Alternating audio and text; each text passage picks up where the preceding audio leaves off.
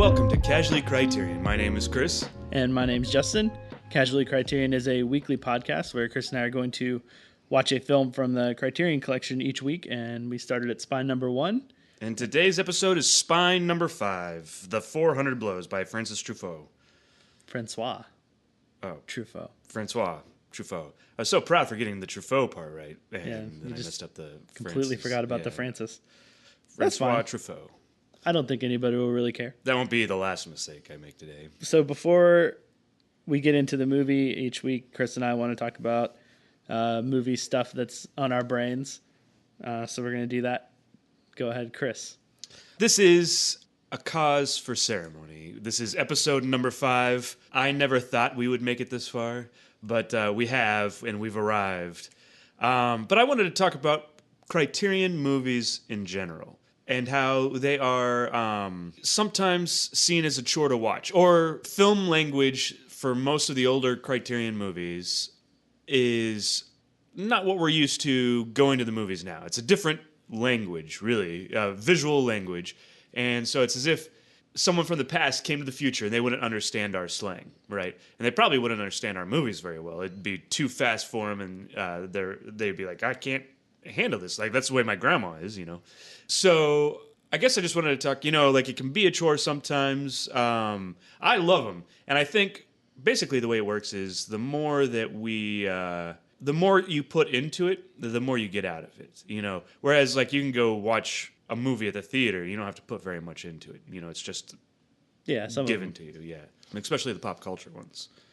Yeah, so I think it's a bit like, literally like learning another language or listening to another language that, like, maybe is, like, similar enough to English where you can, like, pick out some words. I guess it would be like going from, like, if you knew Spanish and going to, like, Portuguese, or like the Spanish that's spoken in Spain versus the Spanish that's spoken like here or in Mexico. Mm-hmm. Like there's enough words that are similar and there's enough similarities that you can, like, you can pick out words even if you don't exactly know, Portuguese, but Spanish, or Italian, but Spanish, right? And there's familiarity, but it's different, right? Like you have to think harder. You have to pay attention a little closer. And so I think in that sense, for some people, it can feel a bit like a task. Sometimes, like when I try to get my girlfriend to watch like these movies with us, or before when we'd watch Criterion films, sometimes just the idea of a Criterion film to her when we'd sit down to pick out a movie to watch for the night, she was just like, no Criterion films. Like, I just want to watch something like fun and easy and you kind of want to relax, like I want to relax. I don't want to have to work at it. So it can kind of be like this. It can be homework, because it's something, you have to work. You can't just sit back and relax because you have to work at it. Sometimes there's subtitles, which I actually watch most of my, whether I'm watching TV, I usually have the subtitles on. But yeah, there is a certain aspect of working for it. But I think ultimately, so before you sit down and watch the movie, you're like, oh, I'm going to have to work on this. But there is a sense of reward. And like once you finish the film and it's really good, and because you've put this effort into it, that makes it better, And I think even some of the films that are more just like entertaining Criterion films, I guess like the Lady Vanishes was. Oh, yeah. Or I guess when we get there, like Armageddon and The Rock, even when the film doesn't necessarily have a lot of substance, it being in the Criterion Collection, this defined list of, however many films are in it at whatever time it is that you're talking about, but like it being in there, you think about, why is this in here? And if it's an important film, even if there's not a lot of substance in the film, like there's things to think about, and there's things that keep your brain going, like more than like some like popcorn movie that you just shut your brain off, right? Right. Maybe there's some sort of style that they used that influenced other movies, Yeah, you're always trying to answer the question of why is this in here with some films, like especially the films you don't like. Yeah, and I actually, so I do want to talk about that too. There will probably be films that we don't really like, But I think that there's a reason that it's in the Criterion Collection, and sometimes maybe there isn't a great reason. But the other thing is, these first 5 movies have been amazing. I don't know if we're going to go through another string of 5 movies that are just this good. They're all, well, not all of them. The Alfred Hitchcock one is good, but it's not Alfred Hitchcock at the top of his game. But Seventh Samurai is Akira Kurosawa at the top of his game. Amarcord is Fellini. Maybe not as, like, it's a really good movie, but maybe not his best film, but still the top of his game. That's an opinion. Yeah, and that's an opinion, yeah. Because I might say that Amarcord is his best film, or my favorite of his films. It could be, but so it is top of his game. And then this one, 400 Blows, is Francois Truffaut at the top of his game. Yeah, I agree, and I think some people that I've known, like in film school and stuff, when we talk about Criterion films or watch a Criterion film, some of them had a sense of like, I have to try and like this film. Yeah, and I think it's okay to dislike a Criterion film, because there are certainly ones that I've seen that I dislike. I know there's some, I think, coming up kind of soon that I've seen that I don't necessarily like. Yeah. I don't know if that adds to some people's like trepidation towards watching Criterion films, is that like, I'm going to have to like this. What if I don't? And like, am I going to have to say that I don't like it? Right. Yeah, it's kind of a thing. And I don't know if it's a Criterion movie, but I have disliked movies but respected them. I don't think it's that good, but this sequence or this part of it was really awesome. And so you can dislike a movie and still respect it, I think, or honor it for where it came from, you know. So are there any films that you've kind of dreaded watching that we've watched so far for any reason, or are there any like coming up that you're dreading watching? No, so I didn't dread any of these. I mean, like sometimes fitting it, like Seven Samurai, fitting it into my schedule, it's such a long movie, and just making sure that I do watch it. But I didn't dread watching it. Off the top of my mind, Sallow and Sure is definitely one. Like, I haven't seen it for a reason, and now I have to see it.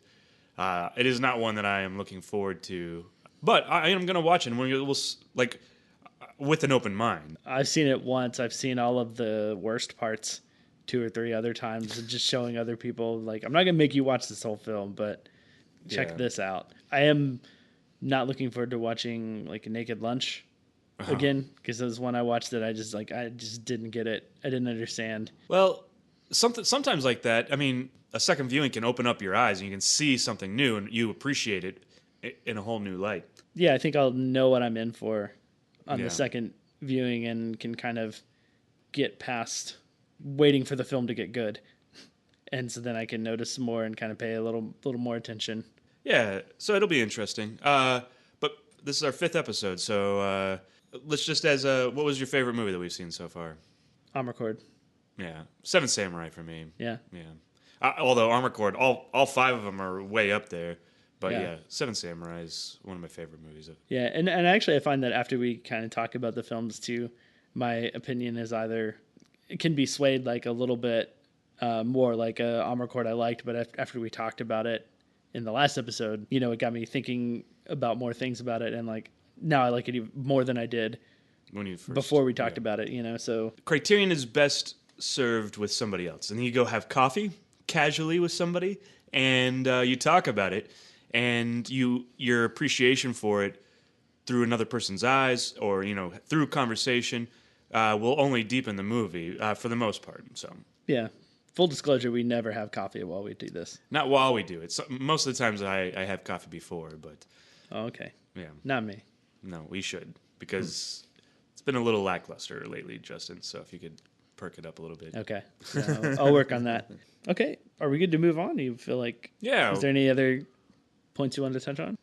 No, I just wanted to talk about Criterion Collections, the Criterion Collection, and the 5 episodes that we've done so far. And look forward to the future and just what it's like to watch Criterion movies. So, what do you got for us, Justin? Yesterday, I went and saw 3 Billboards Outside Ebbing, Missouri, which is a film that just came out, directed by Martin McDonough. I'm probably not pronouncing that right, but feels right, close, maybe. Yeah.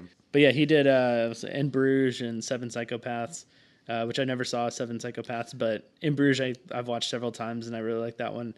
So I went and saw it in the theater, which relating to last week, Is this as soon as the movie started, during like all of the opening credits, like two people, like 4 or 5 rows in front of me, were just talking and talking and talking. But as soon as like the first line of dialogue happened, they didn't say another word, and they were quiet the rest of the film. So let me ask you, what are the rules of the theater? So once the first trailer starts, can you talk? Or at what point should you cease all talking? Well, I think that between trailers is okay Like, to talk I can't wait and to be see like, that. yeah, oh, that looks good, or Yeah. that looks awful, whatever you want to say about the trailer.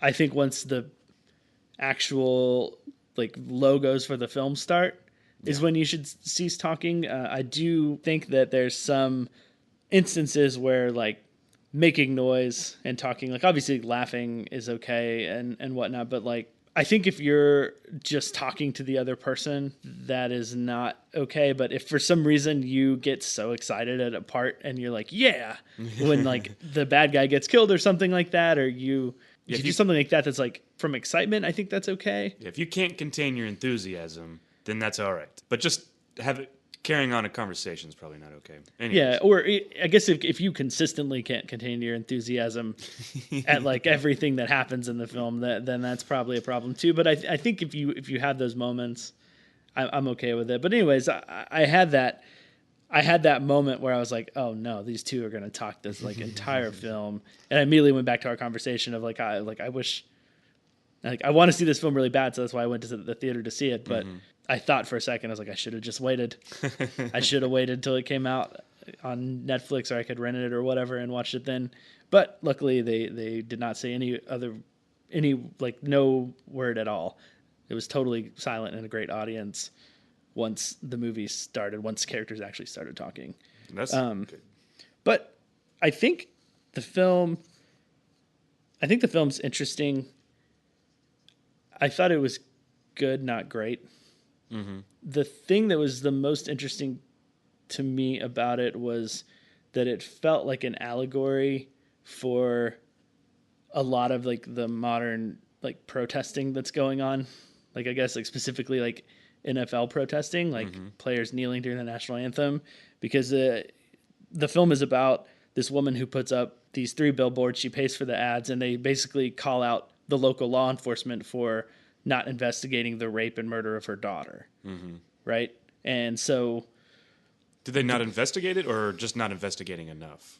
not investigating it enough in her eyes. Right. Because there's been no arrest, there's been no Right. leads, nothing. So she thinks they're just not doing their job. So she puts it up in order to like, kick them in the pants and get them going, right? But the town's kind of embarrassed by it.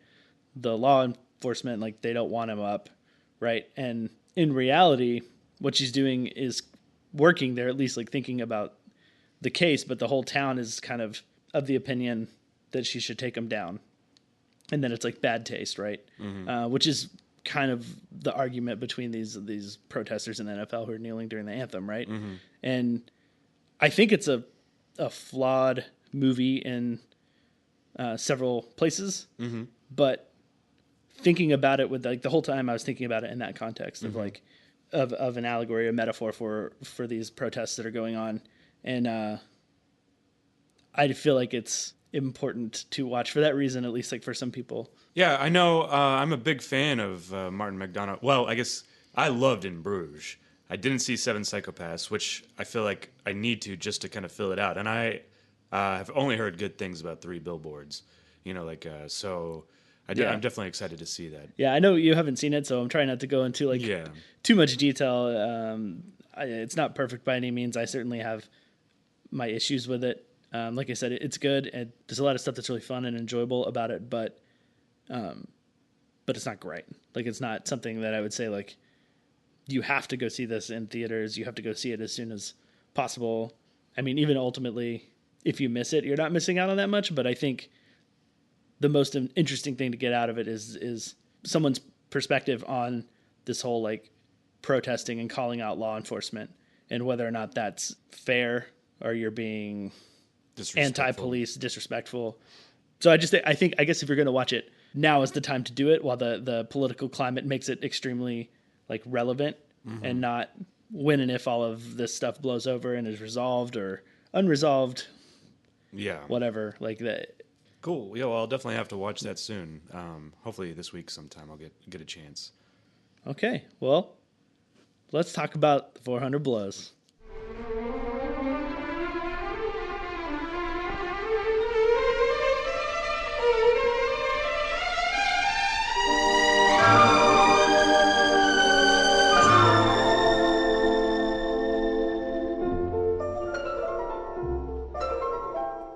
Okay, The 400 Blows is a French film. It is about a 12-year-old boy named Antoine Doinel, and he basically is constantly getting in trouble in school and at home.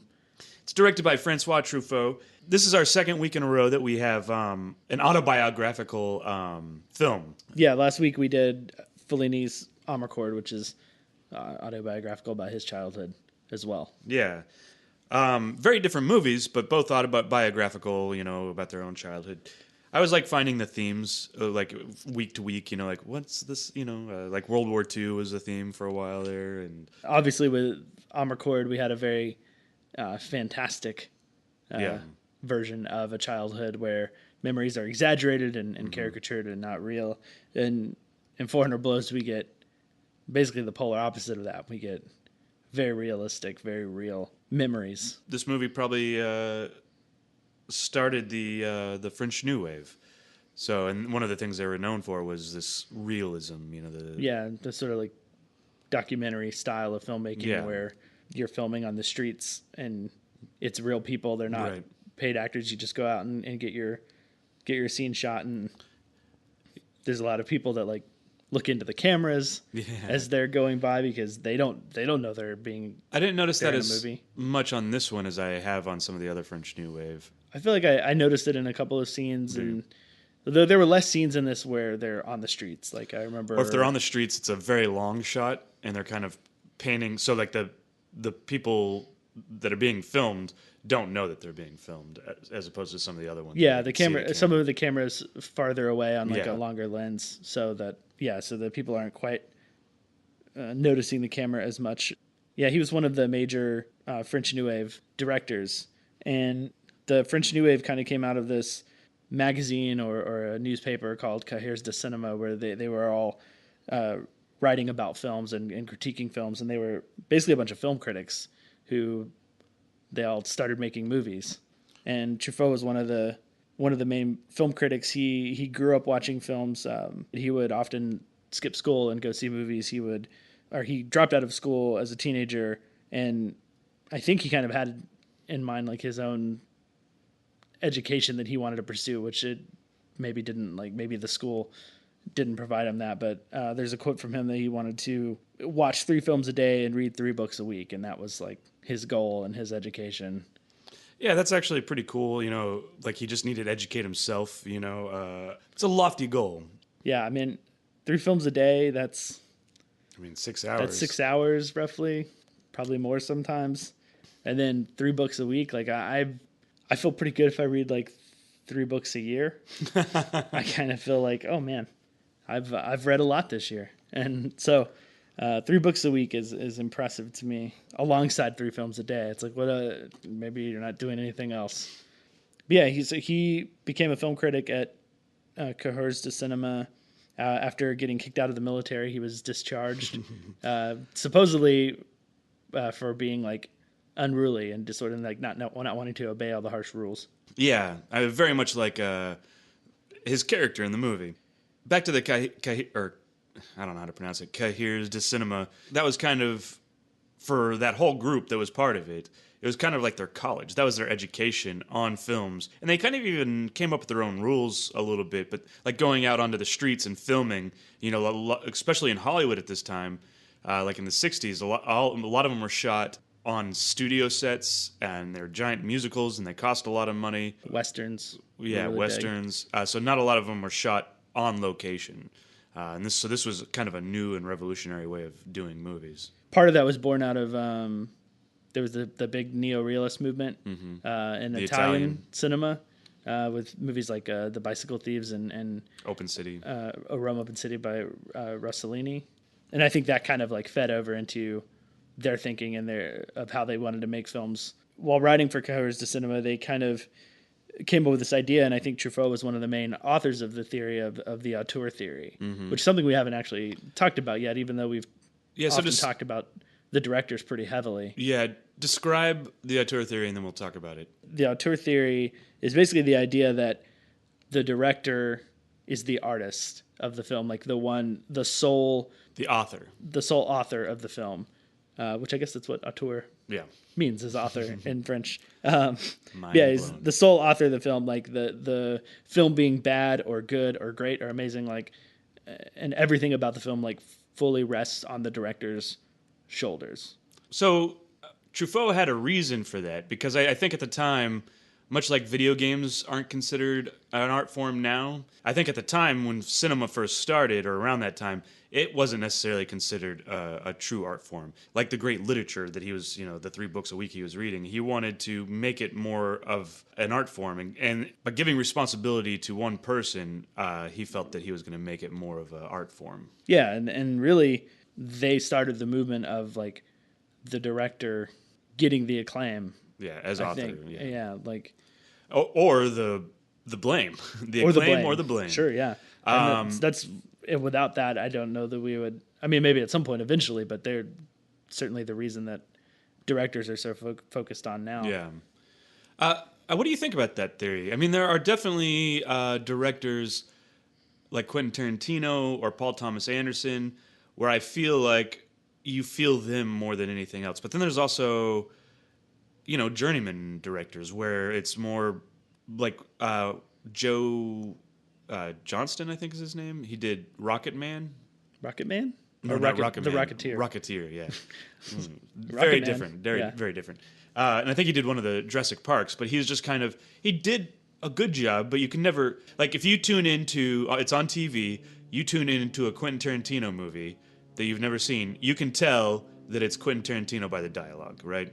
But if you tune into a Joe Johnston movie, you can't tell that it's his. Yeah. And sometimes that's good. I don't want all my movies to be Quentin Tarantino, or Paul Thomas Anderson. Yeah, I think in my experience, as with many things, there's often not a black and a white, right? Like it's not that the auteur theory is correct or incorrect. It's that in some cases, like with Quentin Tarantino or Paul Thomas Anderson, it's probably a lot more true that like those guys have a really distinct vision and execute that vision. And then there are other directors, the Coen brothers, I would say, would also be. Yeah. Although that would kind of to auteur, except there's 2 of them. Yeah. but isn't it? So it's the Coen brothers, but isn't there one of them? One of them's always director, yeah. I believe. But I think you get the directors who probably trust the process more and like trust in their art directors and their location scouts more. I think no matter what, I don't want to take away from the fact that a film is made by a whole group of people that like with directors like the Coen brothers or Paul Thomas Anderson, they may have like this really specific vision, but like they wouldn't be able to do it by themselves. Like there is undoubtedly some sort of like collaboration that goes on, and in the end, the director signs off on everything, says yes or no, right? But it is a crew of people. So that's why the auteur theory I like in a way, but in another way, I don't like the idea that it maybe makes the other crew members less important. Yeah. I mean, is Paul Thomas Anderson responsible 100% for Daniel Day-Lewis's performance in There Will Be Blood? I don't think so. I think that's a collaboration, so maybe he had input on it. Yeah. But that's our deep dive on the auteur theory.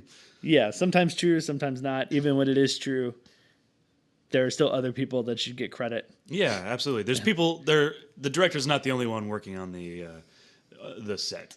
Yeah, definitely. And so coming out of their film criticism and this auteur theory, they started making films and developed this movement that was dubbed the French New Wave. I think they they called themselves French New Wave.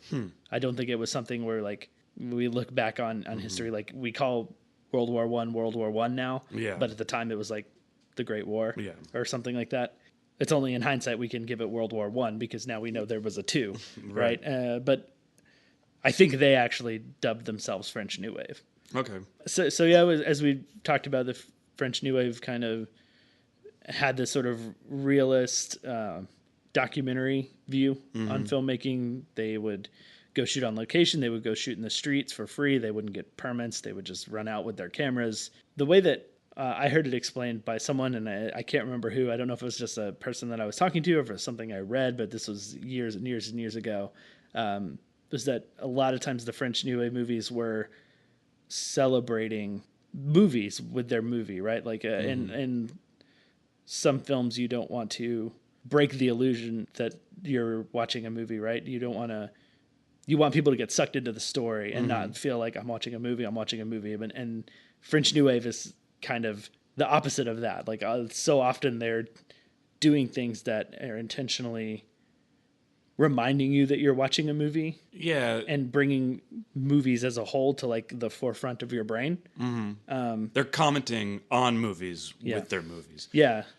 That's where they break from like the Italian neorealist thing, is that neorealism was like, should feel almost like a documentary. They wanted to use like non-actors, and someone involved in the neorealist movement said that the perfect film would be an hour and a half of just following someone uninterrupted and like whatever happened in their daily life. Yeah, that'd be a boring film. Yeah, probably so.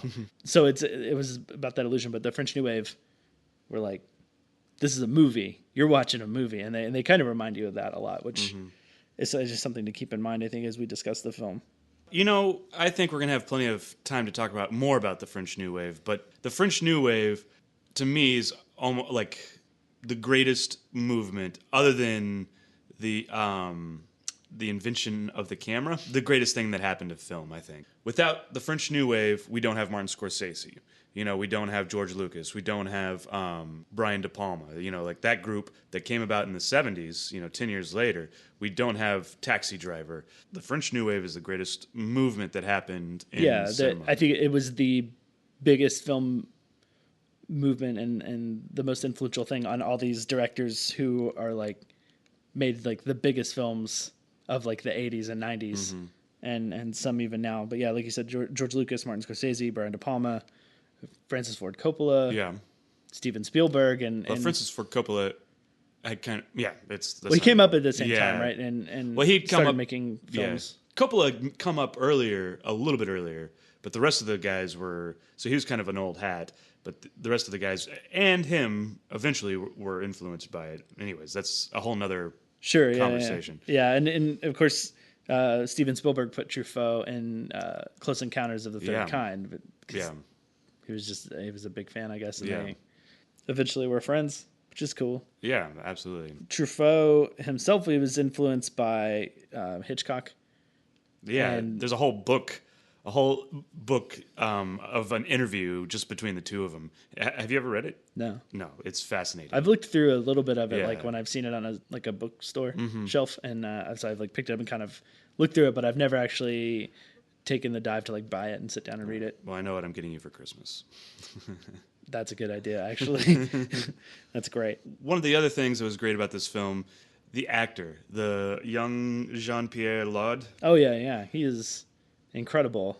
Without this kid in this movie, it would fall flat. You feel sympathy for them the whole time. It just feels like you're watching a kid, for the most part. Yeah, he's really natural. Yeah. And I think a lot of that comes from his background. To my understanding, he was similarly troubled, or in trouble, and liked to skip school, and that would make sense. Wasn't that interested in school. He thought it was kind of boring, just like Truffaut did. And also Truffaut allowed him to improvise most of the scenes and use his own words more than the script. Yeah, I think the most brilliant scene is when he's being interviewed at the very end of the film. Yeah. And it's because he's thinking. You can tell that it's him answering those questions pretty personally. Maybe Truffaut had given him some direction, but the lady asks, "Have you had sex?" I mean, this is a documentary part of it. You know, like he has a natural response to it. You know, Yeah, like he was like smiles kind of shyly of Yeah. like, oh, we're like talking should I be about talking about this? You talking know, about like sex with an adult. Okay. yeah. And then the story he tells is pretty awesome too. You know, like if not a little worrisome because Yeah, that was the first thing I looked up whenever I got done watching the film was like, because that scene stuck in my head. Oh, and, yeah. and I think looking at that scene, it actually has a little bit of a different look than the rest of the film. Like it kind of stands out to me in terms of like quality. It looks a little bit more lower in quality.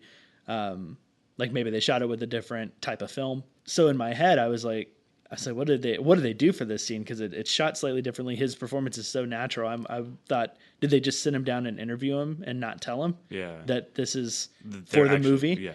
Yeah. But which that turns out it's not the case. It turns out that it was a scene that they had planned to shoot.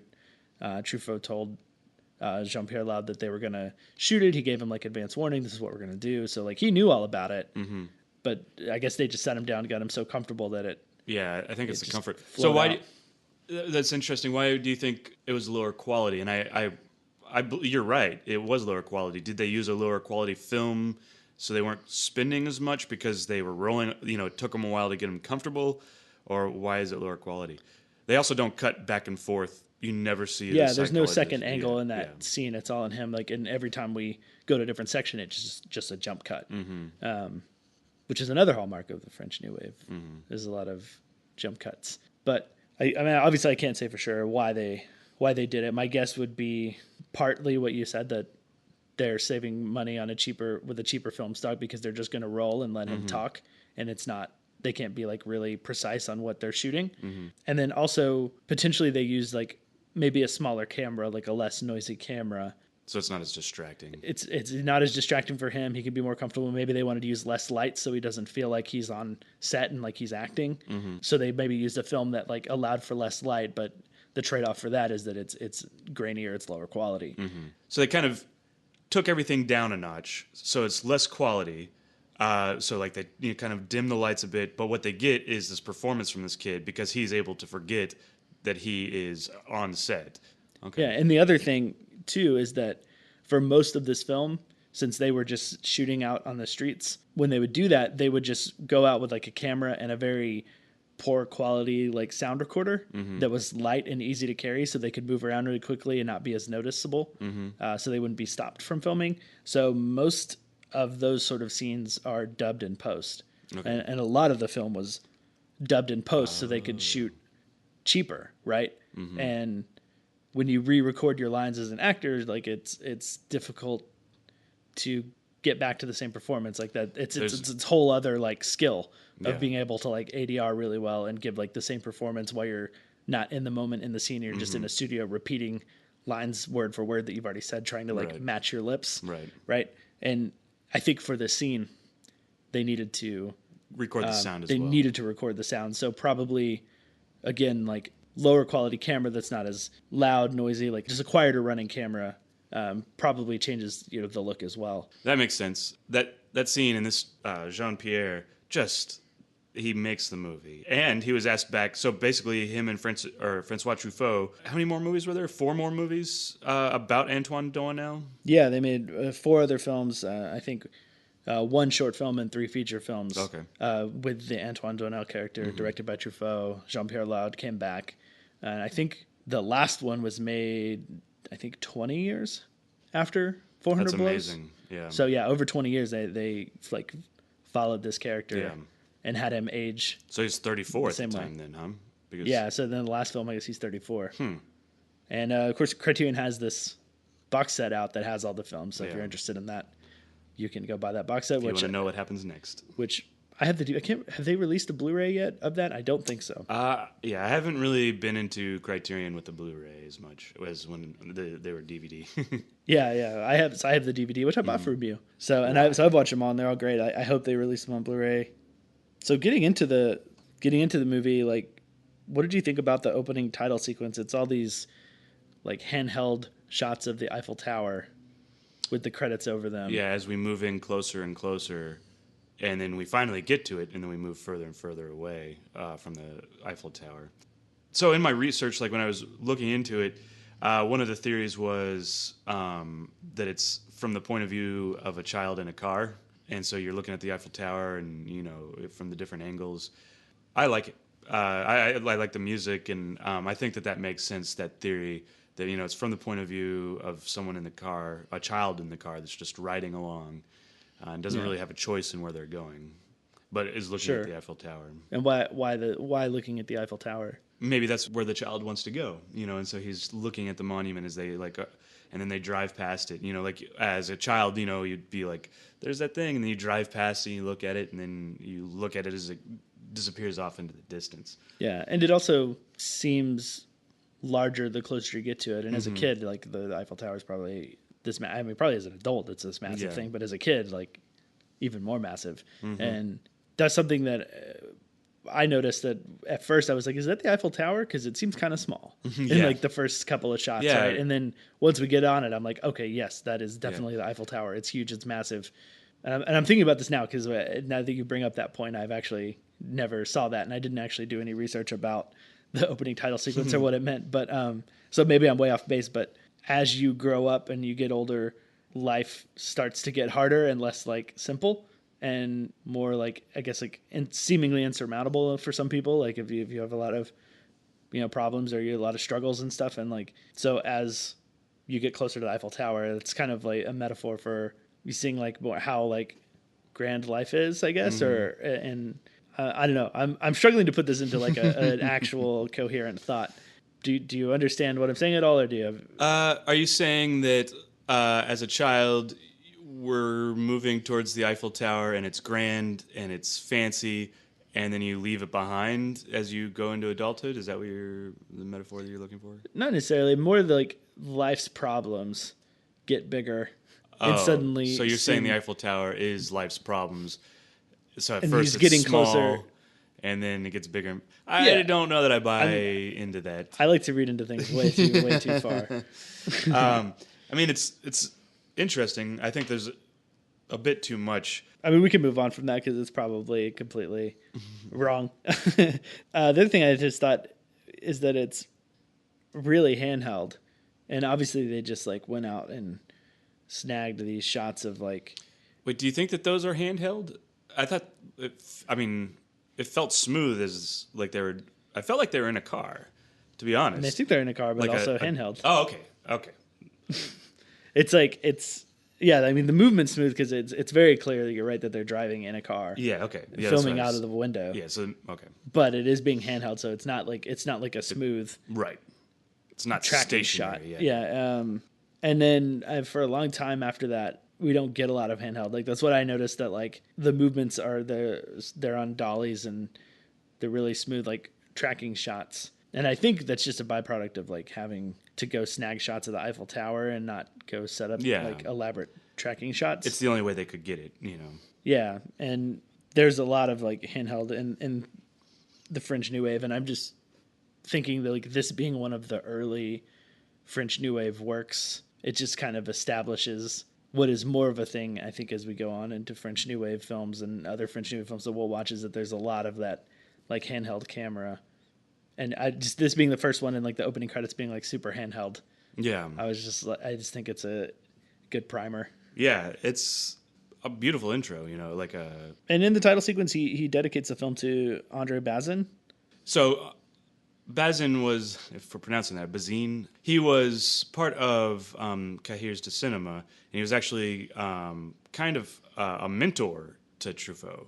He considered him kind of a father figure. He took him in, and obviously he was into films before that as a kid, but like I think he took him in, and that's where he gave him the job at Cahiers de Cinema, and that's where he really got into film criticism. So yeah, obviously he dedicates this film to him, which is interesting. One, because this film and its technique and owes so much to his criticism and everyone and his role at Cahiers de Cinema, but also with like the father in the film, because the film definitely has a lot of like leans a lot on like father issues and stuff. Yeah. So let's talk a little bit about that the school. I really like this sequence. And, once again, the last 2 weeks, we have seen depictions of the worst school teachers, and just schools in general. Our poor Antoine, they're passing around like not a nudie magazine, but like a calendar with a pinup like girl pinup, calendar, yeah. And he's the one that gets caught with it, so he can't go to recess. And then he writes this poem on the wall. That was pretty funny. The schools in France and Italy, just based on like these two movies alone, just seem like the worst. Like the kids are like yelled at, Completely and, like, unruly at that too. yeah, it just seems like it'd be an awful time Yeah. to be in that school from like all sides, from like dealing with the other students, dealing with the teachers who like yell and like kind of berate you with like no holding back, right? And even the school that Antoine ends up later in the film, like the Military sort of type like school. military delinquent academy sort of thing. Like the teacher straight up slaps him like hard. Doesn't he get slapped at this school too? He gets slapped at this school, but it's by his dad. Oh, okay. Or his stepdad, as we come to find out later. So there's this moment. So they discover that he's written this poem on the wall, and the teacher makes him erase it. Right? They're supposed to be transcribing onto this paper, and I think this is another one of those scenes that they captured, right? And it just a happy accident type thing, and it's just this kid trying to write this down, and it is the best, and it's so cute. But what happens is he keeps getting ink on the paper, so he keeps tearing the pages out, and it's just it's amazing. Yeah, it's funny. Yeah, like every time there's the slightest of smudges on the paper, he just like rips that page out and goes to the next one, and he's struggling like so hard. He's got ink by the end all over his hands, like yeah.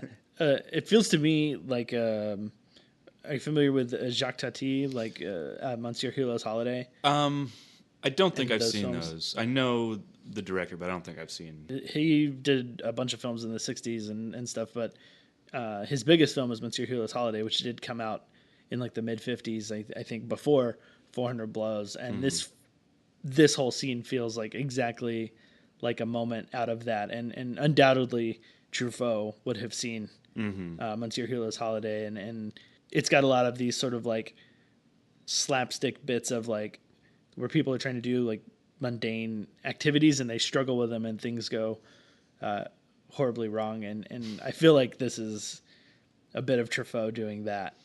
To me, though, it just seems so natural. I mean, it can remind you that, but I don't think that kid knew that he was being filmed. You don't think so? No, I think maybe he knew that there's a camera on or whatever, but it's just so natural that I can't. It's either that or he's better than Antoine, acting wise, because he's just so focused on this. I think all of the kids in the classroom were kids who auditioned for the role of Antoine. He seemed much younger. The kid has like really dark hair and he's like small, right? Yeah. If you watch the Criterion release of it and in the special features, there's actually audition tapes, and so they have like Jean-Pierre Laud's audition tape, and they actually have that kid's audition tape, and so I say tape, but obviously audition reel. Yeah. When they filmed him, I don't know if like the fact that one was saved, those two ended up being saved, or if the other ones are saved and they just pulled those two, but like the kid is obviously like, very interesting and talented. But I think there's also we go out to recess and we see all the kids at recess, and I think once again that's just him turning on the camera and filming the schoolboys, because like two of them are in a fight, and I think that they're legitimately in a fight. I think that a lot of this, especially the minor characters, like in the background, he just would go outside. All right, now go play, kids, and then he filmed them.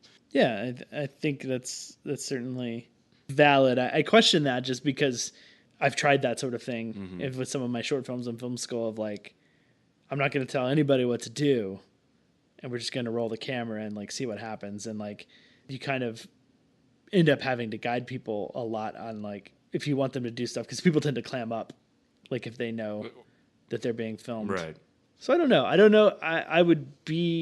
I think I would be a little surprised and impressed, no doubt, that if like that were the case, that like the pen thing was not like a specific plan.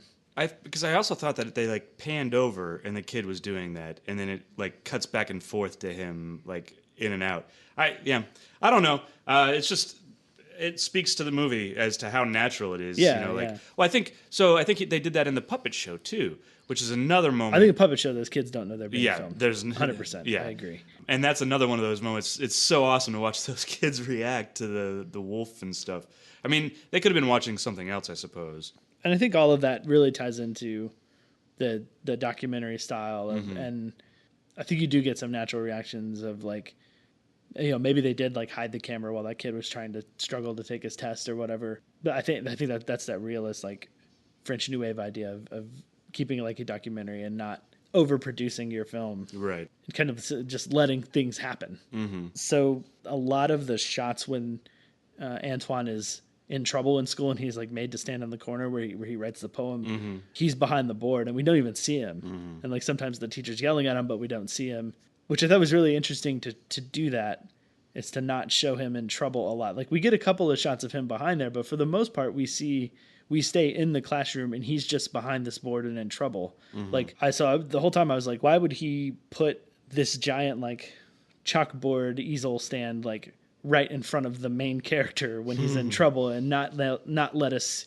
see him and be with him in that moment? Kind of he's being separated from the rest of the group. I think so. I think that's what it is. I think is that he's isolating him by doing that, and it's an interesting thing to not go in and like show Antoine's face when he's in trouble, Mm-hmm. right?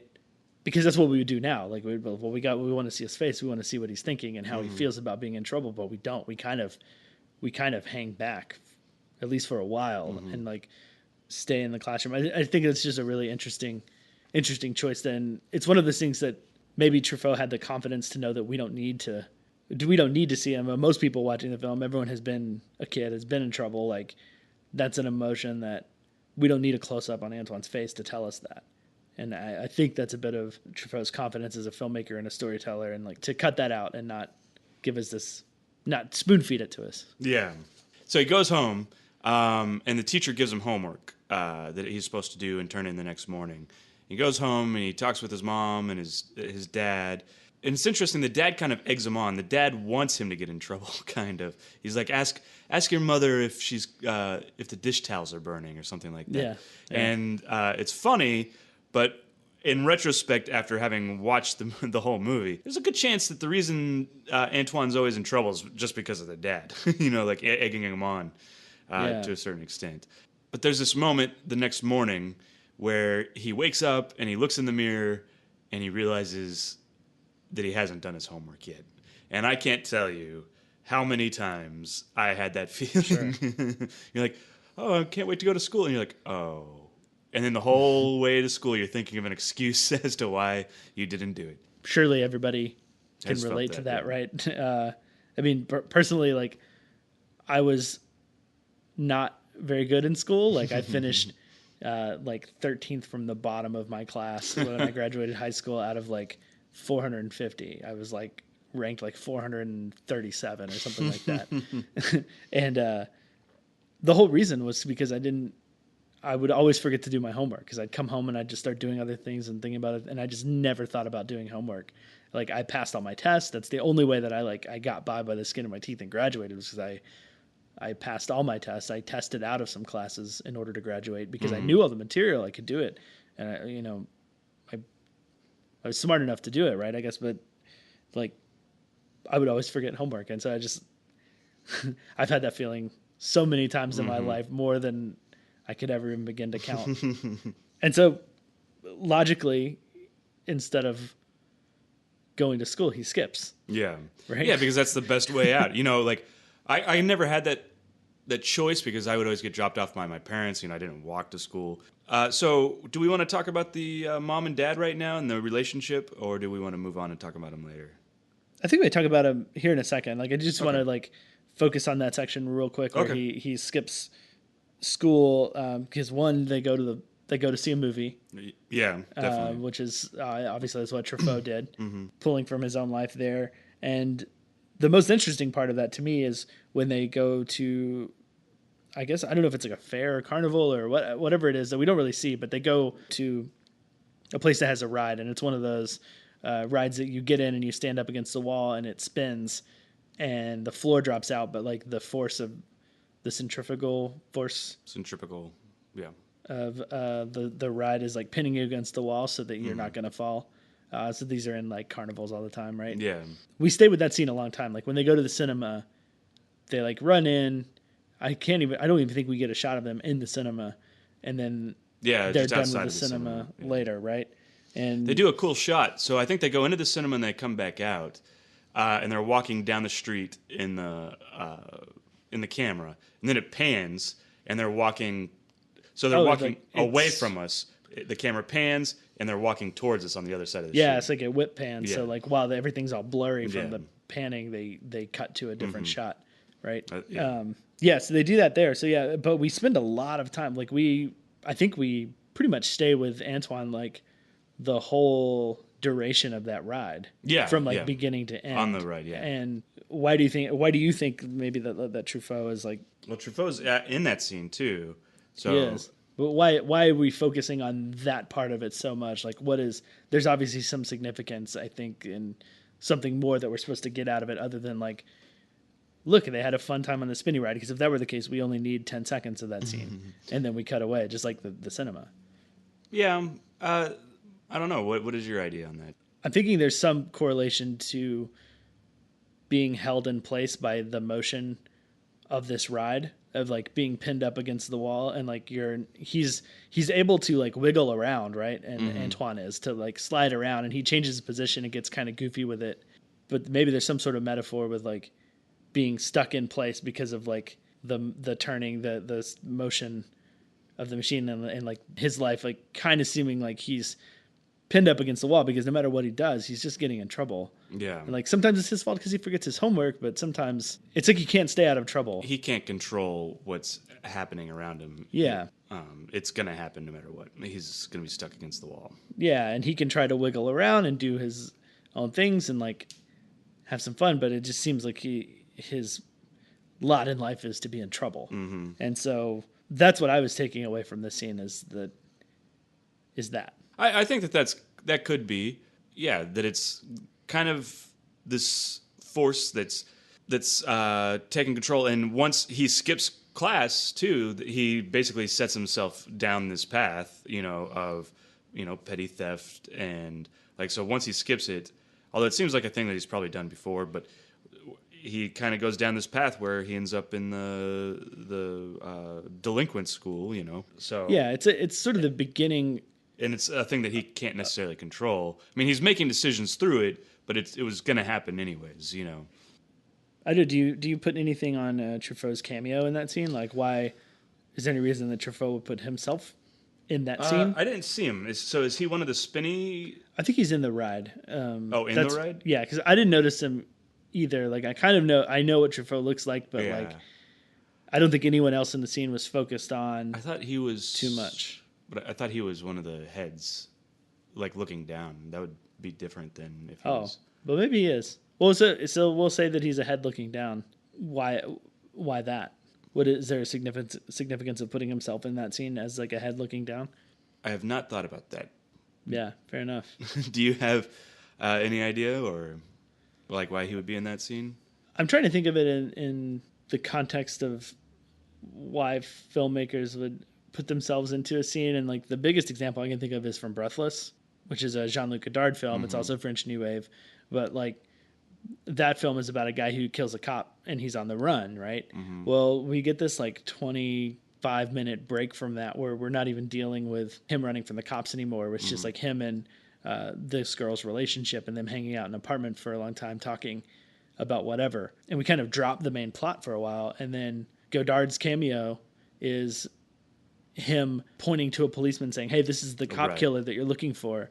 And it sets the plot back in motion, right? And Godard putting himself there, it's essentially like, I'm the director. I'm in control of the ship. I'm taking you where I want you to go. Because I have to get the plot to the next point, Yeah. So I'm trying to think of it in that context and think like, I don't think that there is. I think it's more of the Alfred Hitchcock type cameo where he's just in the background. Where there's not necessarily a greater meaning to it. So just his Hitchcock because he was he loved Hitchcock so much. That's kind of where I fall on it, and I can't think of any other significance right now. I don't land anywhere. Yeah. And if I did, it would probably be much like my thoughts on the opening credits, where I just over you're gonna overanalyze and just read like way too deep and find out that this film is about communism or something. So Antoine goes back home like that night. I think this is that night, and we get a scene of Anton sleeping while the parents fight. So I think this would be a good place if you want to talk about like the relationship with the mom and dad.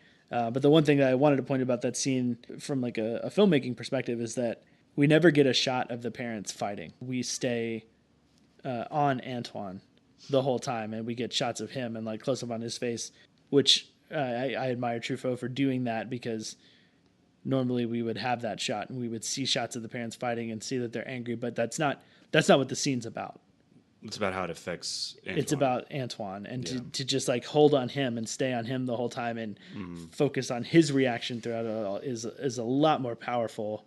It puts us in his shoes, in his perspective. We don't get a break from his emotion by going to see them fighting. Right. We just stay with him, with his emotions that whole time. And I thought it was like one of the other like really powerful scenes in the movie for me is that. So just I guess kudos to Truffaut for knowing that. That is a really great scene. So going along with the mother's awfully cold, even from the beginning, awfully cold to him. But so it turns out that she was going to have an abortion, and the grandmother talked him out of it and told Antoine that was the case. Like, he almost wasn't born because she was going to have an abortion. And then we also find out that the dad is a stepdad, because I think that really to be able to look at these relationships, we have to see it from that perspective. Once that we don't discover until the end. We don't find out that he's not his actual father, and just he's a man that his mom married after he was born. We don't find that out till way later. When do we find that out? Once he's in like the juvenile academy, right? I think they ask, why isn't the father here? And he's like, oh, it's not his father, it's his stepfather. And that's when we find out, like in the military academy, the delinquent academy. Yeah, and Antoine finds out that. Does Antoine find that out at that moment? No, I think Antoine knew, right? always knew. Yeah, but he still called him father and dad and mother. Like, that's the only father that he knows. Yeah, and that's also, there is definitely a missing father in this movie. It's like an issue. Like we talked about with Andre Bazin. It's kind of interesting that there's a missing father, but it's dedicated to his surrogate father, Yeah, and I think you're right. It's important to know all that to kind of talk about these relationships and how they treat Antoine. You're right. The mom isn't very openly like loving and warm. No, she sees him as a burden. Towards Antoine, yeah. She could have gotten rid of him. It's an extra burden she wishes she had it seems like. Yeah, and the father, the quote father, is joking around with him. Like you said, he's trying to get him in trouble. Like, oh, you should tell her that. Yeah. Ask her if the dish towels are burning. And he's kind of being friendly and warm to him. It's interesting. We didn't talk about this either, but like while he is running away from school, he does catch his mom kissing another man. And that was kind of an interesting scene too. So, and then he's like, oh no, I'm gonna get it when I get home, because she saw him being out, and then saw him skipping school. And then it come to find out, well, since he saw her kissing another man, he's like, the friend's like, oh, you're in the clear.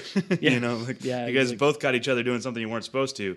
So you both have a secret that could it's mutually assured destruction. So so they keep it, which I think that's like gotta put like a weird strain on the relationship. Yeah, when you both it's already.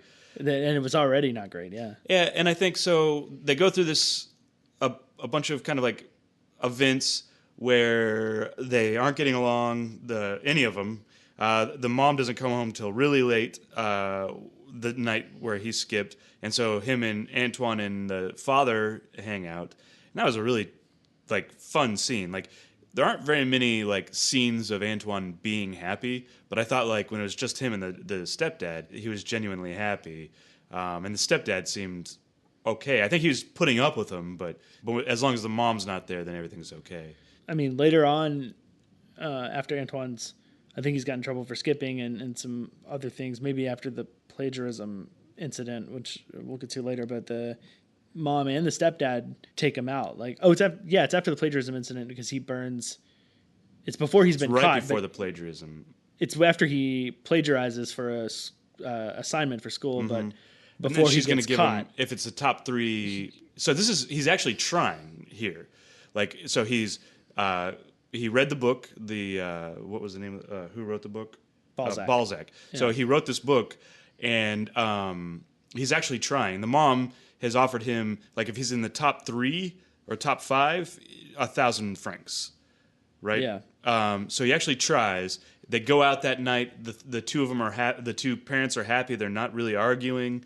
Well, it all starts from the argument, right? Doesn't it start after he sets fire to that? Yeah, the Balzac like monument that he builds or whatever. But he sets fire to that, and they start fighting.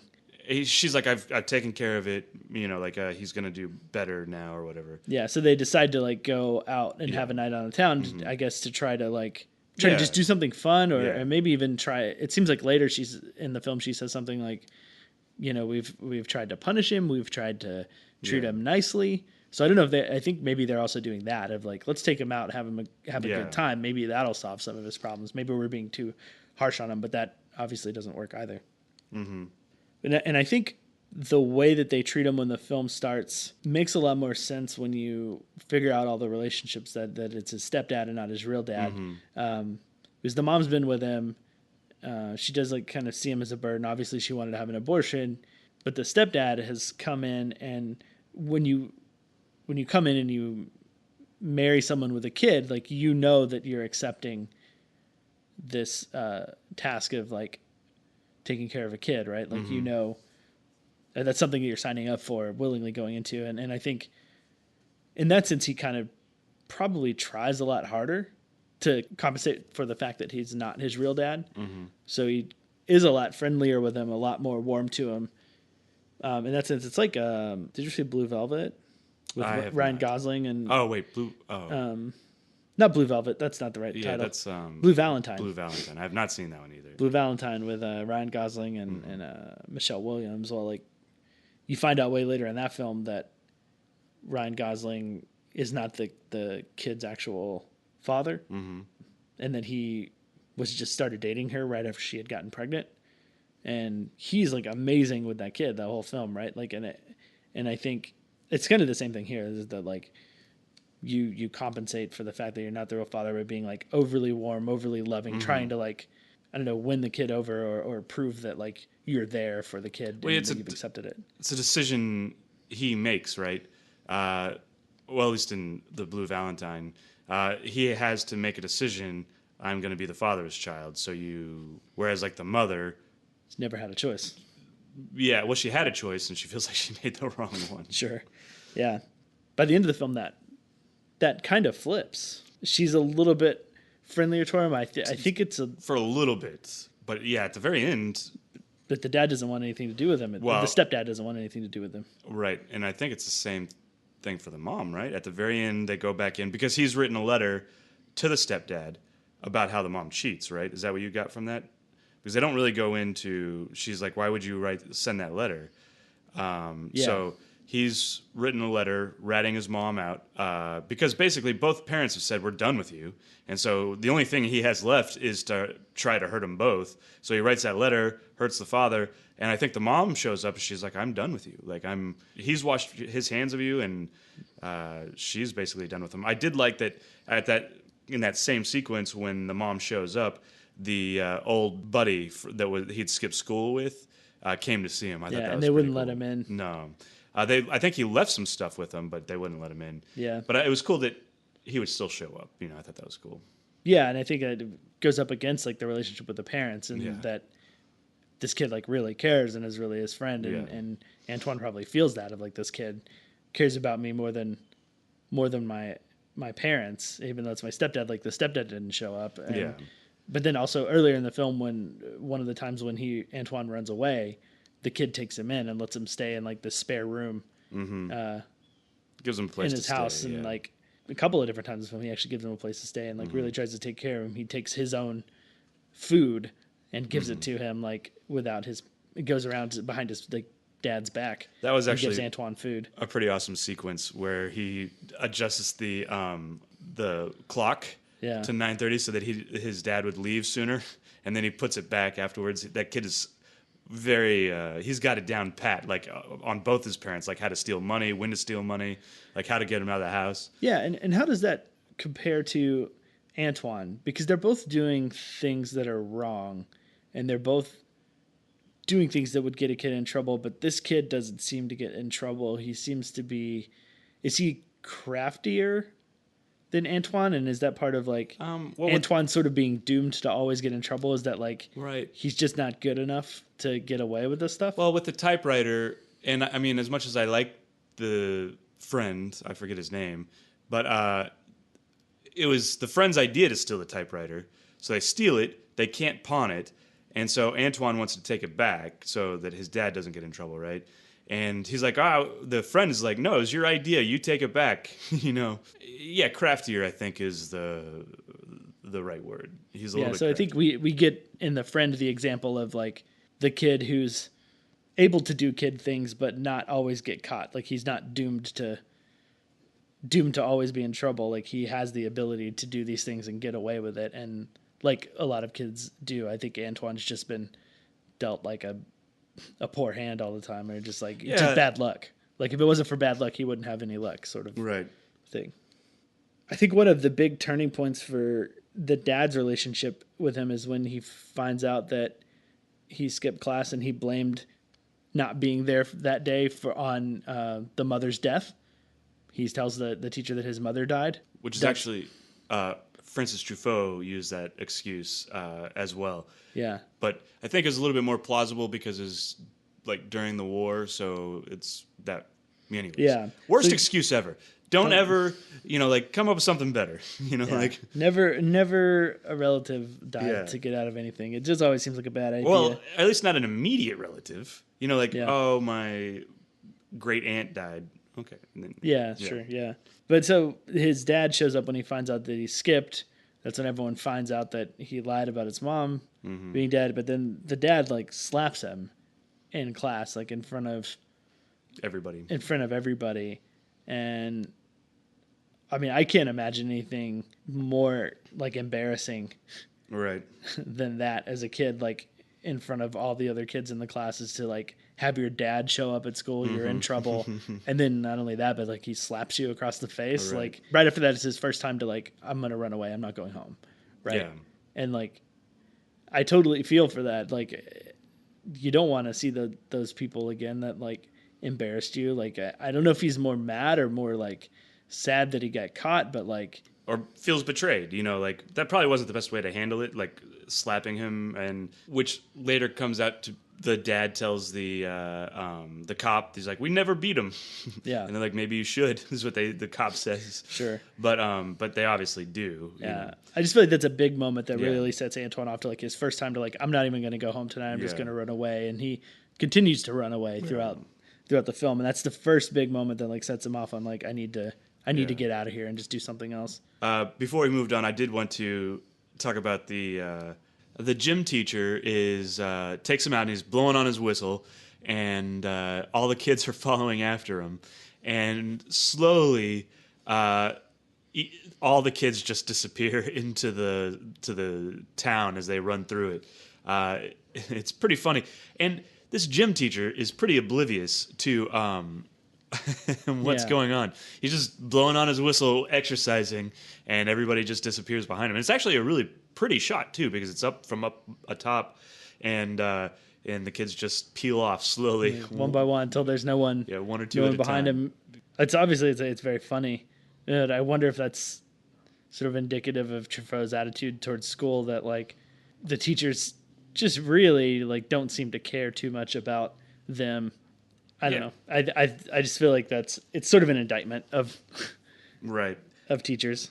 I would say that Truffaut and Fellini have the same outlook on teachers. Yeah, definitely. So Antoine steals the typewriter, and they're gonna try to sell it for money, him and his friend, and he brings it back because he feels bad, or he doesn't feel bad. He's scared. They don't want to be stuck with it. I think they said something about chucking it in the river, and that would have been better. But I think he feels bad about it because he couldn't sell it, so he's going to return it so that the dad has it. And he gets caught. His stepdad comes up there, and then his stepdad decides to just take him to the police and like turn him in and turn him over to them. And they put Antoine in a holding cell for a while, and then he ends up going to this like delinquent camp, like it's like sort of like a juvenile sort of thing where it seems sort of like a military camp, right? Mm-hmm.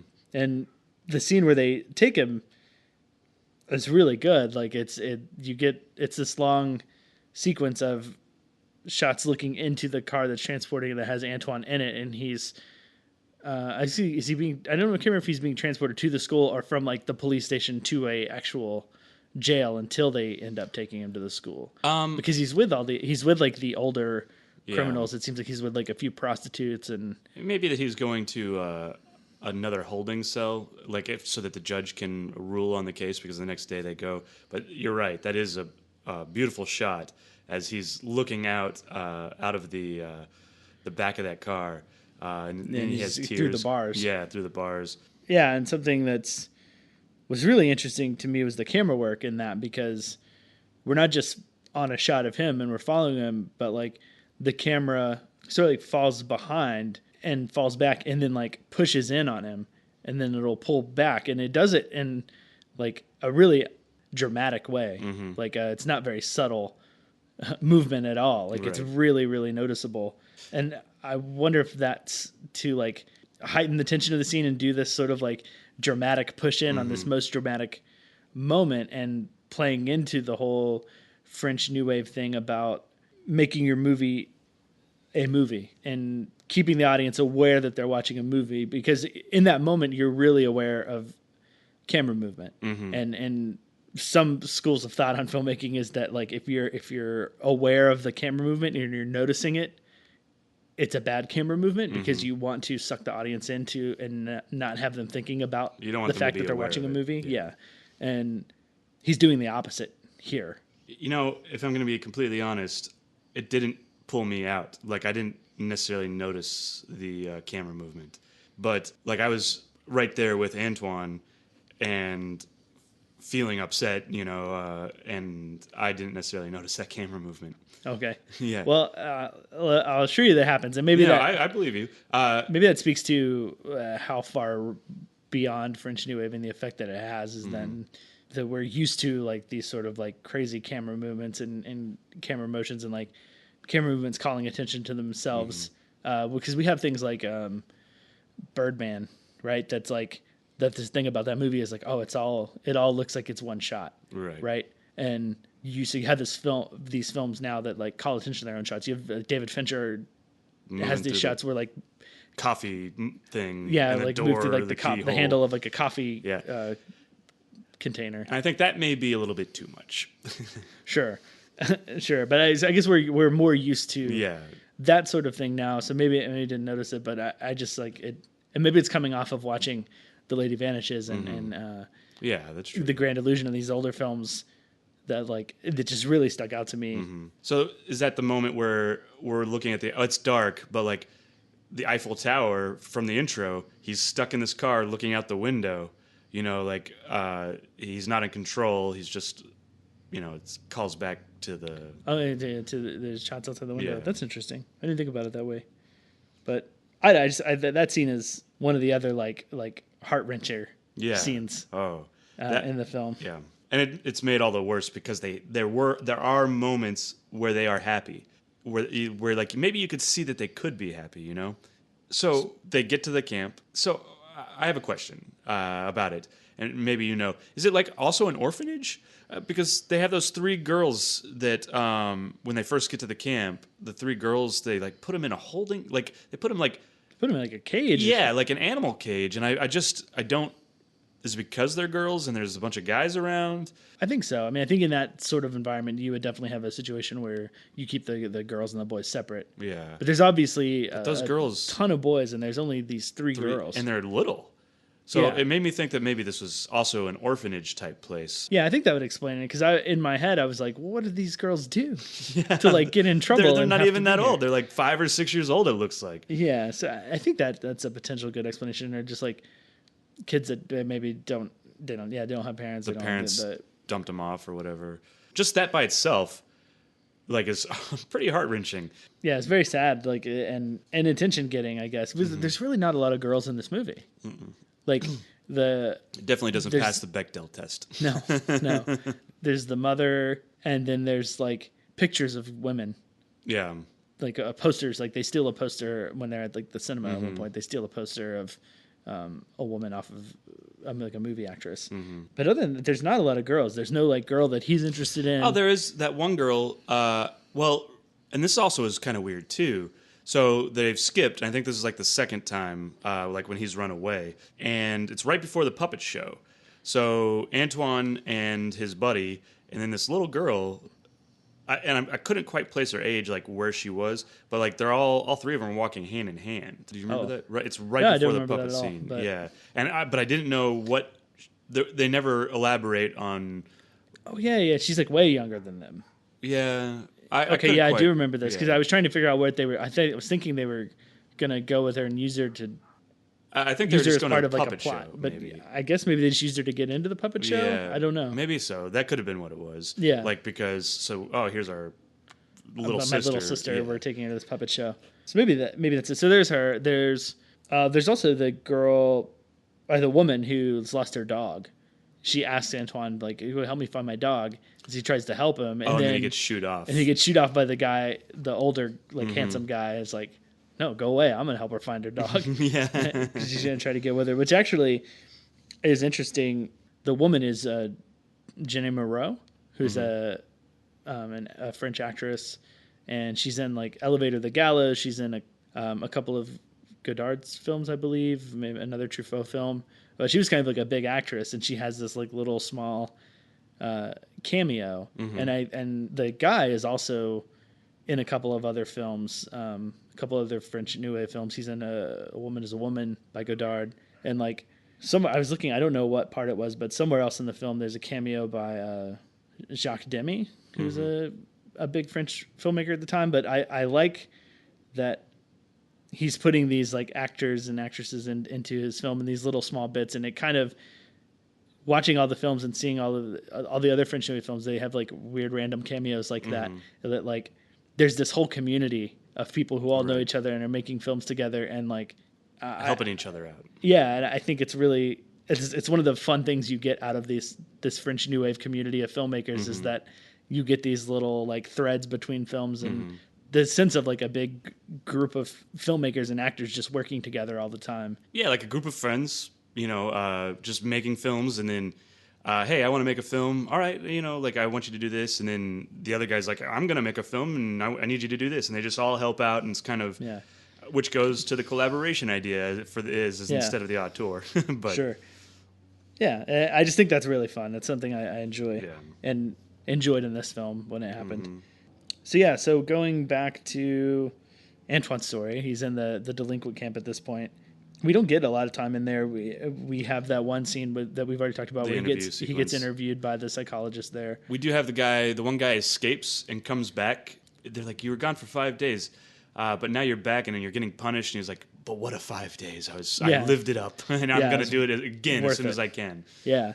And Antoine's mom comes to visit him, but basically she says the dad's left because Antoine wrote the letter. Yeah. And then pretty shortly... That's pretty heartbreaking, too. The mom is just like, I'm done. Your father's done with you. I'm done with you. And that's actually before he realized that he was going to be an abortion, too. So, yeah, could you imagine, like, having your parents, just say that to you? Like, no. I mean, I guess that's what sparks him to run away, because then he runs away. There's no reason for him not to. No, like, what is he... Yeah. If you're ever going to stay in, like, that sort of situation and that sort of school, it's to, like, get back on the straight and narrow and, like, return home and go back to your normal life. But, yeah, no, he doesn't have that, right? So, I don't know, is there anything else that happens in the delinquent camp? The security... thing? is awful. They just have holes in their fence that he can just slip through. Yeah, he's playing soccer and Yeah. he just runs off and runs through a hole and that's it. Yeah. Yeah. But so he runs away and we get this very long sequence of him running down the road. Tracking shot, right? Yeah, it's a tracking shot. What was interesting to me was that we just get his footsteps. We don't get this dramatic score, right? Like, this is a big moment. This is, I mean, granted, he's ran away before, but this is like him running away from a military style, like, academy. It's a big deal. And, like, we don't get any sort of music to, like, heighten that emotion. All we get is, like, his footsteps running, which is an interesting choice. I think, once again, it's kind of putting us in his shoes, his mindset. You know, like, there isn't this extra music, but we're just thinking, like, at least I was, what is he thinking? Like, what is he doing? You know, like, where's he going? And letting us fill in those thoughts and not having a piece of music tell us what to think or how to feel. Because you can feel inspired for him at that point, I think, depending on your point of view. You could be like, yes, he's running away, getting out of this. Because you feel for him. Like, he's a delinquent kid, but he's not like a horrible person that you like, yes, he deserves to be in that camp and get slapped by the teacher, and like he deserves to be in a bad situation. Like, I mean, you feel for him, so like you can be inspired, you can be worried that he's about to get caught. You have all these things, and and it's all open to like how you feel. And I think you could probably feel several of those. I mean, because it is a fairly long tracking shot, so you can go from one of those, and that's probably what he's doing too. You know, like in his head. So it does a really good job of putting you in his shoes and thinking what he's thinking. And and it's a bit of leaning heavily on that neo-realism documentary style too, of to not put a score. Yeah. So he runs for a while down the street. Then we get him running onto a beach, which is another really long tracking shot where we just get him running through the sand and then eventually into the water. And then, of course, like we have the ending of the movie. My first thought, and anytime a character, like, he's got his shoes on. Like, don't go in the water because your feet are going to be wet. It's going to be uncomfortable. I'm sure it's cold. And maybe he doesn't care. And maybe you're focusing he on... finally wants to feel the water, Yeah, or you're focusing on like the wrong that's probably part of the scene entirely and not focusing on what's important. But yeah, so we get that freeze frame ending, right? Like where he kind of turns around in the water and then it freeze frames and zooms in. So we get this sort of like just immediately cut off of like, that's the end of the story. That's all you get, right? There's no real resolution. He's going through the same thing, you know, like again, you know, and it's just going to continue this way, you know, like the centripetal force. Sure, yeah, you know? like the ride, yeah. This movie means a lot. It's not only a good movie, but it means a lot in the history of cinema. You know, like it's kicking off the French New Wave, and I like the movie a lot, and I respect it because of its spot in cinema history and how it kicked things off. Yeah, for some reason this film like didn't age well and was just really terrible watching it now. You're just like, this doesn't work. Like, I don't... Yeah. It's dated. If for some reason it was like that and it still didn't work, like, its place in film history of being one of the first French New Wave films and everything that French New Wave films inspired. Like, they changed...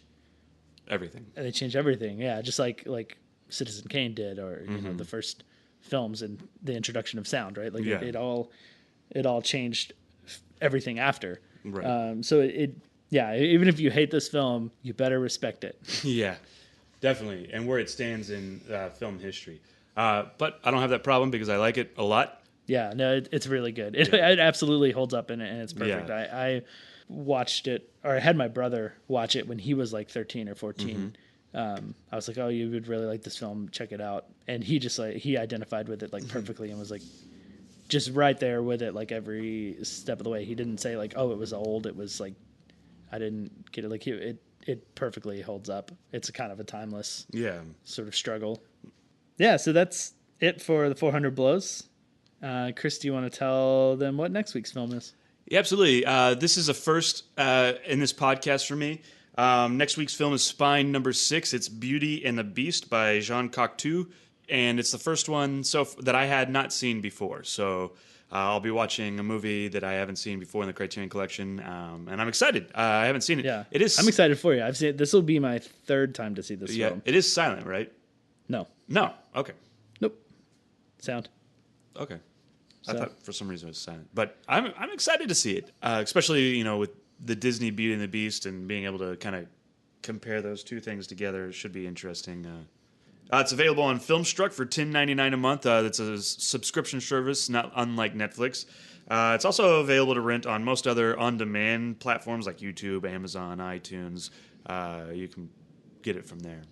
Yeah, I'm a big fan of the movie. I think all of Jean Cocteau's films are very visually interesting. So, so I'm always looking forward to watching those. Yeah, I'm excited. All right, so let's go to the top 3. Did you hear that? Somebody yelled. What?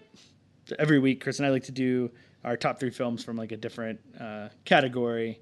Some of them have been listener requested. Some of them we come up with the kind of tie into the movie. This one ties into the movie. We're going to go with our top 3 child performances. Yeah, how can you not go with the top 3 child performances with one of the best child performances ever? So yeah, Chris, do you want to give us your first? In no particular order. Always. My first one is more of almost an ensemble cast, and like the whole cast did well. Have you ever seen George Washington? Yeah. Yeah. The David Gordon Green. Yeah. I actually met him once, but that's another story. Sure. But there's 4 kids, and they basically this bad thing happens, and they have to all try to cover it up. And those kids are just amazing in that film. It's also just a very surreal film to begin with, but the performances from the kids very like the 400 Blows, feels improvised and natural. Yeah, I haven't seen that one. It's been so long since I've seen that. I barely remember anything about it, but I guess I should watch it again for some great performances. It's a Criterion Collection now, It is too. great. It is on Criterion. Yeah. I think I'm also going to go in no particular order, just because I find it hard to rank. Like when performances from a kid are just like they're all great. Like it's hard to rank them. Yeah. To me. So my first choice will be Anna Torrent from Spirit of the Beehive. Oh, I've never seen Spirit of the Beehive. Have you seen Spirit of the Beehive? Have you seen like an image of that girl though? Mm-hmm. Yeah, like she looks like has this look like she has these eyes that are just amazing, like visually, like you can't forget them. Yeah. Right? It's this girl and there's like a resistance going on, and she watches like Frankenstein, the silent Frankenstein, for like the first time, and she's just enamored by it, and just like I could watch that scene forever of her watching Frankenstein. Like her eyes are just like full of wonder and like, and that's the thing. That's one of the things that's most impressive to me about her performance is just like the look in her eyes all the time, right? Like, I mean, there are scenes where she talks and has dialogue and like plays around with her sister and stuff, but like she just has that emotion in her eyes constantly. That is just super impressive to me for like a child actor to have that. And I think she was 7. Oh, wow. When they filmed that. That's young. And to have that kind of focus at that age, like even Antoine Doinel, Jean-Pierre was 14, like, and that's getting a little bit older, but yeah. Yeah, she's 7 and just like knocks you out with her performance. Yeah, it's crazy. incredible. Also a Criterion film, but so we'll get there at some point, but like it's probably a ways away, so yeah. I would just say you should watch that film. Just go ahead and do it. Yeah. All right, so what's up next? All right, so my next one, I feel guilty choosing it because it feels like a little bit of a cheat, but it's the Antoine Doinel, Jean-Pierre Laude from 400 Blows. How can you not, like, how can he not be part of the top 3? Because he's sympathetic, natural, just really amazing in this movie. And we just spent, an hour talking about it, so we probably don't need to go into it much further. Yeah. But based on that interrogation scene alone. Yeah, done.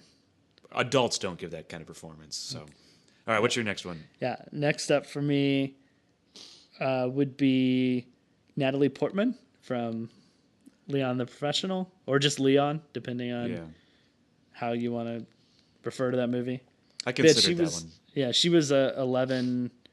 I think she was 11 when she auditioned, maybe 12 when they actually shot the film. But like, I mean, her performance in that film is like what makes the film for me. Like her character. Yeah, the relationship between her and Leon is, very interesting and beyond her age. Yeah, she's playing like with a lot of grown up things. There's this girl whose like whole family was murdered by a sort of like mob gang, like crime gang, right, or whatever, and like to play for all that, and then she's trying to be like more than just a daughter or daughter type figure to Leon. She's actually like kind of in love with Leon and playing all these like very adult emotions with that on top of like it's this movie full of violence and killing, and I don't know, she just like she pulls it off really well. She goes from like these scenes where like she wants to be trained as an assassin like Leon to like the section where she's just goofing off with Leon and they're going to the movies and she's dressed up as Charlie Chaplin and Marilyn Monroe and being very silly and childlike, and to like cover that entire range is impressive to me. Yeah. All right. So my last one is Abigail Breslin in Little Miss Sunshine. That is one of my favorite movies. But Abigail Breslin in it holds her own alongside Toni Collette, who's maybe one of the best actresses alive today. Steve Carell. What is the guy's name? Paul Dano. Paul Dano's in it. This is pre Paul Dano being kind of a it was one of the films that blew him up and like really put him on the map. And what is the other guy's name? He's in. It's not Gary Sinise, but it's something like that. Greg Kinnear. Greg Kinnear, that's what it is. Yeah. But she holds her own and all that. And the grandpa, Alan Arkin. Yeah. So everybody in that family is like just great actors. Either already a star, or formerly a star, or soon to be a star, right? And great actors, and so she holds her own in that, does a really good job, and it's also one of my favorite movies. So maybe that influences my pick of her, but maybe not. She's great in it, and it's kind of I don't know how old was she when they were filming that. I'm not totally sure, but I'm not sure either. It's kind of a vulnerable. I can't say that word. Vulnerable. It's kind of a vulnerable role for her because she's playing a kid who's like a little overweight, right? And like, was she actually overweight, or did she? I don't think she was overweight. They had a little suit on her, I think.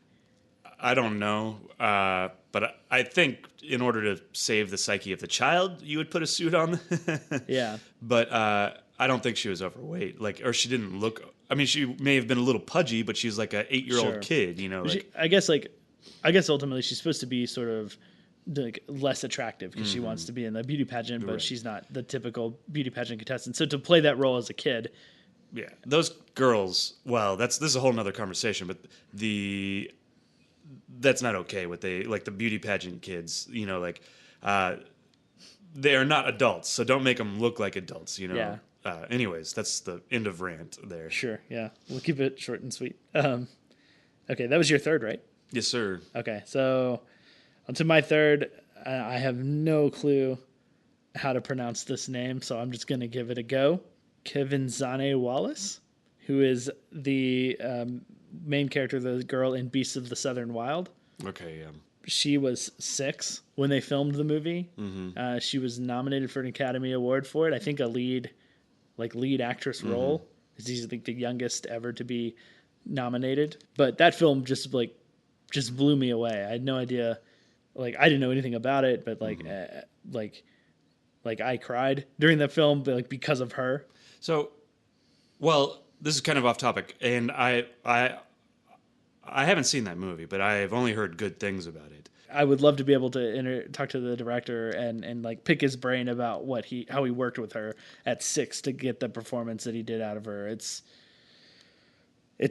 just blows me away. Like, all right, so I do want to talk about who's the guy that directed The Cell. Do you know that right off the top of your head? Tarsem or whatever. Tarsem, yeah. So he directed The Cell, and then after that, he did The Fall. Did you ever see The Fall? Yeah. So did you ever see any of the behind-the-scenes stuff? No. So this is what you should not do with child actors. He's just yelling. So there's this little girl that's in it, right? And she cries during the movie and stuff. He is just yelling at her, like, like, you can't do this job. You can't. You're just like, whoa, dude. Like, let's try to find a better way to get this performance out of her. Like, please stop yelling at her. I don't know. Anyways. Yeah. So that's what some people say anything for the shot, and I don't always agree with that. Yeah. Well, it used to be that they would take the kid. They'd have like their dog to the side, and like, if you don't start crying, we're gonna kill your dog. So like, there's maybe some lines that shouldn't be crossed in getting performances out of the children. No. Okay, I guess that's it for today's episode. As always, we want to thank you, the listener, for listening. But we also wanted to thank Jake Wagner-Russell, who created our intro and outro music. If you want to hear more of his music, you can go to soundcloud.com/bopscotch. That's bopscotch, like hopscotch, but with a B. Yeah, and so as always, we want to make sure that we want listener-driven content. So send us in your top 3 suggestions. We may not do them that week, but we will get to them. If you have any questions or anything that you want to correct that we've said wrong, just send it in. We'll get to it and we'll talk about it. But the best way, watch the movie with us and then ask us questions, and we'll address them when we get to the podcast. Yeah, if there's something you want to talk about, like maybe with 400 Blows, we didn't talk enough about the mom cheating and what that meant in the grand scheme of the film. Maybe we didn't talk about it enough. You wish we would have. Like, well, if you had watched the film and emailed in asking us about that, we would have focused a little more on that, I think. Yeah, absolutely. We had one Reddit commenter this week, Mike from 5 to 7. Thank you for your feedback. Yeah, and if you want to keep up with the show, communicate with us, give us your top 3, give us your suggestions, all of that we just talked about. You can like us on Facebook at facebook.com/casuallycriterion podcast. You can follow us on Twitter and Instagram at casualcriterion, or you can just straight up email us at casuallycriterion@gmail.com. All of those are excellent ways to communicate with us. I guess lastly, we always have to ask, review us on iTunes, give us a rating, ideally a 5-star rating. Absolutely. And write up a review. And if for some reason you hate us, but give us 5 stars. Give us 5 stars anyways, and then give us an awful review. You can give us feedback through the review, but give us 5 stars. Yeah. Well, thanks so much for listening. I appreciate it. And until next week, which is Beauty and the Beast, we'll see you then. Bye-bye.